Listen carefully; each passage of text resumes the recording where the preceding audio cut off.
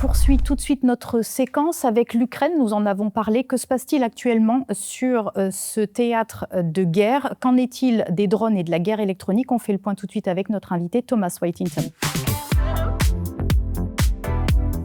Thomas, merci d'être notre invité. On va parler évidemment de l'Ukraine, de ce qui se passe actuellement. On va parler de guerre électronique et de drones. Et on va switcher en anglais. Just to start, the first question is to understand more what is going on actually in Ukraine, and specifically in UAV, drone, and also about the electronic warfare. Well, it's a very good question, because one of the things that you're seeing in Ukraine is that as things stand at present, the counter-drone war, so the war between the drones and the defensive measures, which can include drones themselves, is dominating, I would say, about 80% of the battle in the electromagnetic spectrum at the moment. So what that means in principle is that the efforts to detect drones by their radio signal, you have a radio signal that connects the drone to the pilot, for example, and then to attack the drone by breaking that link between the pilot and the aircraft, so jamming that radio link, is really dominating the battle in the electromagnetic spectrum.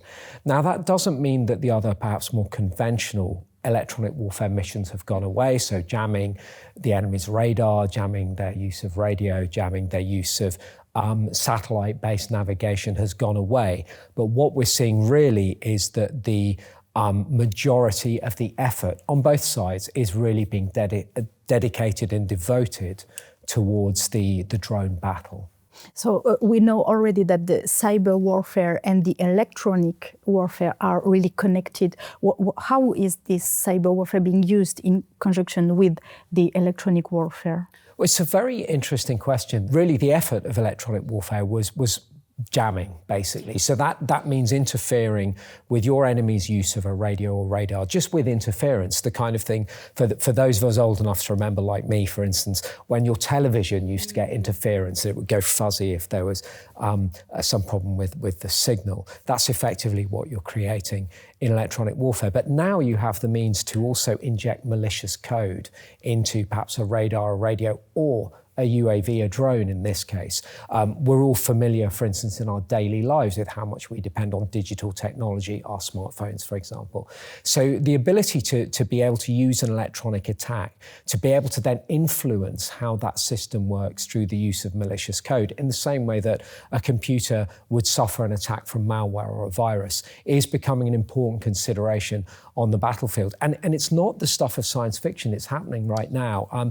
The Russians were using this, for instance, after the first invasion of Ukraine in 2014.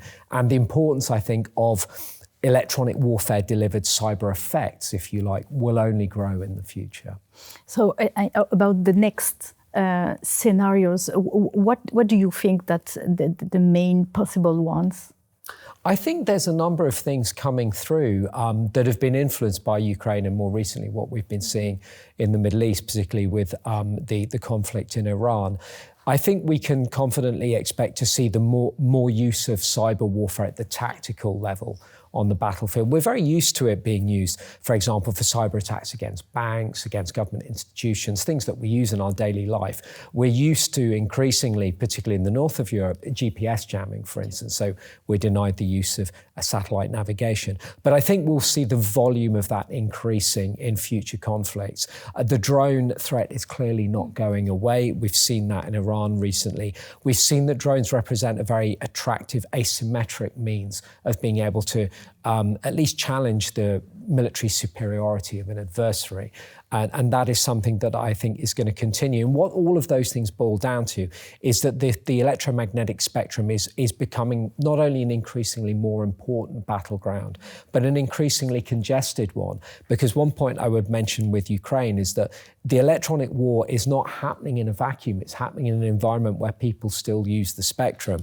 I've been in Kyiv and I've been walking around when GPS jamming has been happening to try and decoy Russian drones. So it's something that affects us all, and I just think that momentum will increase. One word about innovation. You are underlining a lot jamming, but what about resilience or AI, for example? Well, AI is having quite a significant impact on electronic warfare now. Just to give you an example, the signals environment is incredibly crowded. We have civilian broadcasting, cell phone use. We all use cell phones. Some of us have more than one cell phone. So we get an idea of how crowded everything's becoming. We've got things like 5G and now 6G that are coming on stream. So you have this, if you like, this huge sort of cacophony of electromagnetic noise. And within that, on the battlefield, you have your radars, you have your drones, you have your radios, which are working very hard. They're doing their level best to be hidden in this mess, if you like. And so one of the things that AI is showing its worth in being able to do is to recognize the signals environment and to recognize telltale differences that might betray that a signal that you're interested in is present.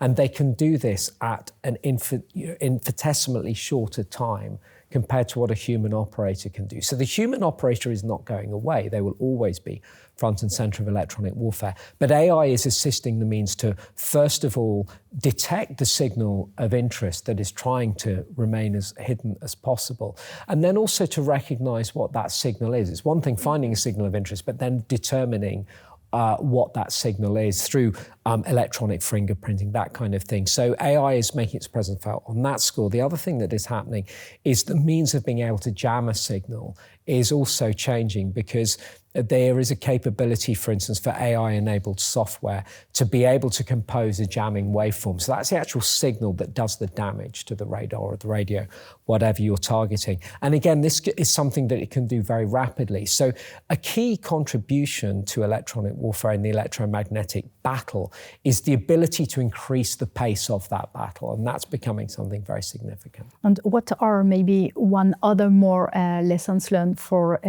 Western countries and NATO, especially about the use of electronic warfare in this conflict? I think there's a number of important things. The predominant lesson I would say for NATO is the next war that NATO fights, it has to go into that conflict assuming that it will not own the electromagnetic spectrum. So the alliance will not have electromagnetic superiority and supremacy. And what I mean by that, we had that in Afghanistan. We had that in Iraq. We could use the spectrum, by and large, how we wanted to, for whatever purposes it was. We cannot assume that in future conflicts. There's a thing I like to say to people that is that we'll have to fight for every hertz. So for every part of the spectrum we will want to use, we have to fight for it, and then we have to fight to retain it.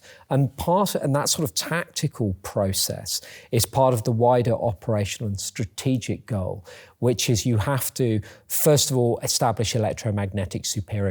So that means your adversary is only able to sporadically interfere with your use of that spectrum over a specific area or a specific time frame. And supremacy is the condition where the adversary cannot actually influence your use of the spectrum at all. But you have to almost go from that zero ownership to total ownership. That's your sort of goal, and that's something NATO and NATO nations will have to have front and center of their minds in future conflicts. Thank you very much, Thomas. Merci beaucoup, Mélanie. Merci beaucoup, Thomas.